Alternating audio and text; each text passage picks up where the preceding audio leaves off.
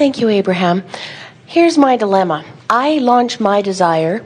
I feel very clear and strongly about what I want to do and positive changes I want to make in my life. I'm a mother of 2 small children, an 8-year-old and a 10-year-old. I want to change my old past patterns.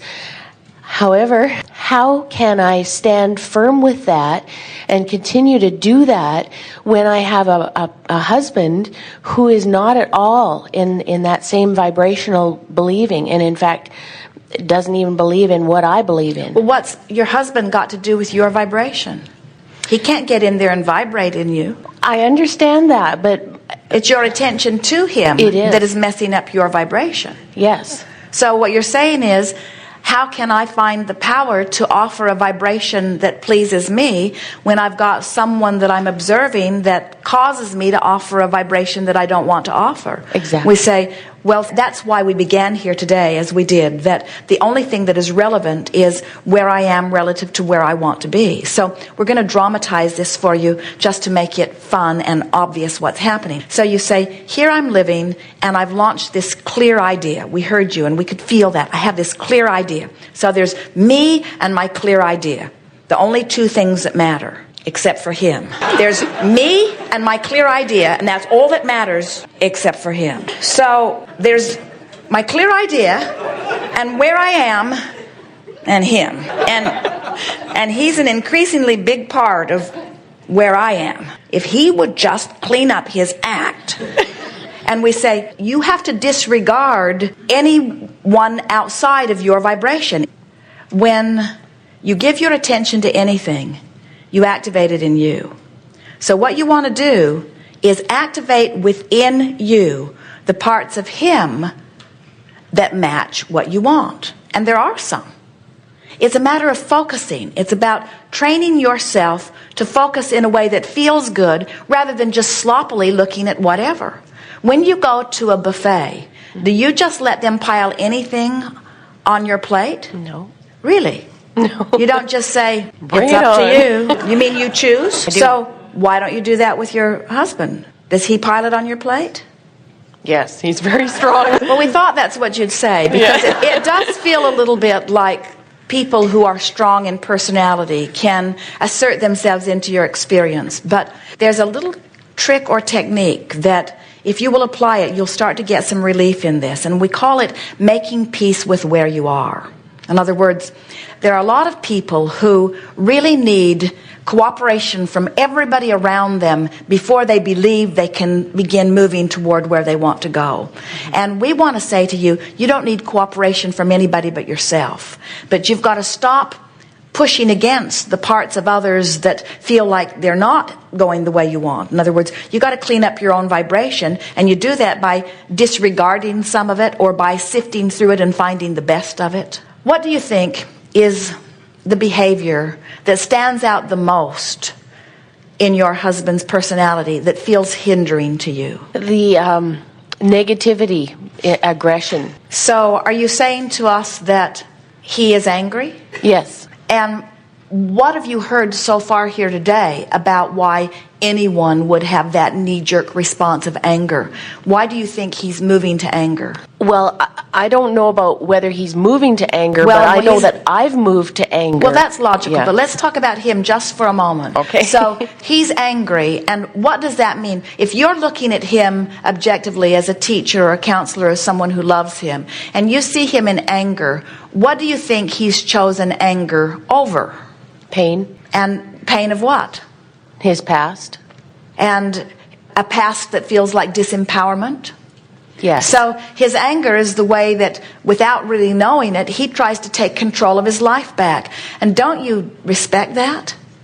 In other words, wouldn't you sort of like to pat him on the back and say, love, I would rather that you are in your anger than in fear? Couldn't you give him that?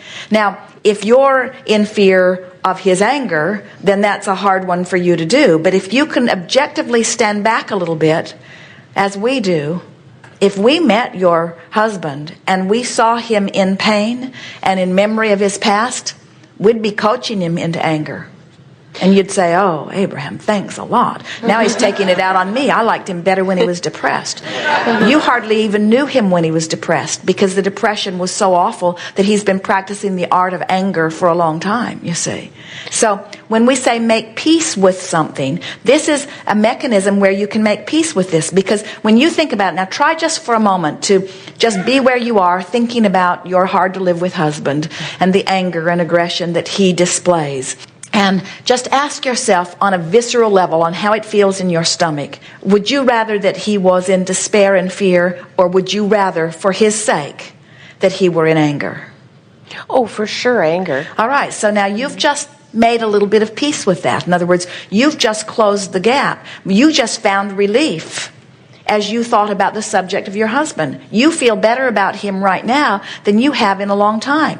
He became less of a hindering factor between where you are and what you want than he's been in a long time, because you soothed yourself relative to him, you see. What happens with most is one feels despair and finds anger, which gives you the choice of either despair or anger. So you find despair or anger. That's where all this victim and all of this co-creation comes on. There are so many people that are co-conspirators in these relationships, and the psychiatrists and psychologists have given them all kinds of labels like codependent, and how they're bringing the worst out in each other. But we say what you're really trying to do is gain your own ground. And when you gain a little ground, then you've got more leeway so that you can help someone else. It's interesting as we feel the vibration around you and around all of this, and there are many who are like this, where when you came together, he was offering an attitude of authority and security. In other words, he looked like he was in charge, and that felt good to you because you wanted somebody to be in charge. You had enough vulnerability and feeling of not enoughness going on within you that you were looking for someone who could lead you. What you didn't realize is that he was leading from his place of demanding his power. In other words, he wasn't leading from connection to source. He wasn't leading from his total self. He wasn't leading from clarity. But you know what? And we say this lovingly, and we want you to not worry about it at all. You didn't have access to somebody like that from where you were. Oh, I understand that. You had access to him. In other words, you were vibrational matches for each other, and what he offered you was the next logical step from where you were, you see. But then sort of what you're saying is, but I wanted you to be everything that I believed you were. And we say, but the universe brought you together because of what you were, and it was the next logical step. Don't need somebody to be more than they are. Just be grateful for what they were, you see. Is that making sense? Yes. That's really powerful, you see. So now you say, okay, I get that. We were vibrational matches, and he looked like somebody who could lead me and guide me. In other words, you walked into that full knowing. And then as I began to gather a little bit of my own security, and as he seemed to lose a little bit of his, then our relationship started to disintegrate a little bit. And we say, doesn't matter. You can now be the vibrational leader. But don't tell him. He's not going to take kindly to the idea that you are leading him, but you can by bringing the best out in him.